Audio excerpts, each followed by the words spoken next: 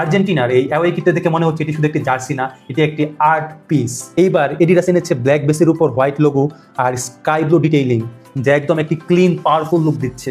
কিন্তু এর আসল ম্যাজিকটা লুকিয়ে আছে এর প্যাটার্নে। এখানে একটি আর্ট স্টাইল ব্যবহার করা হয়েছে।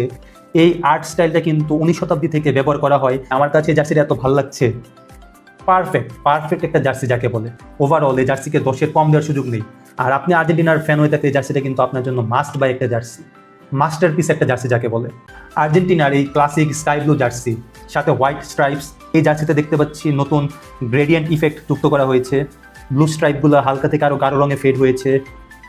কিন্তু সেই ট্রিবিউট দিচ্ছে আর্জেন্টিনার 3টি ওয়ার্ল্ড কাপ জয়কে, 1978, 1986 এবং 2022-এর। মানে ম্যারাডোনার থেকে মেসিজো। এর শোল্ডারে দেখতে পাচ্ছি নেভি 3 স্ট্রাইপস আর স্লিভ ডিটেইলিং পুরো কিটটাকে আরও বোল্ড লুক দিয়েছে।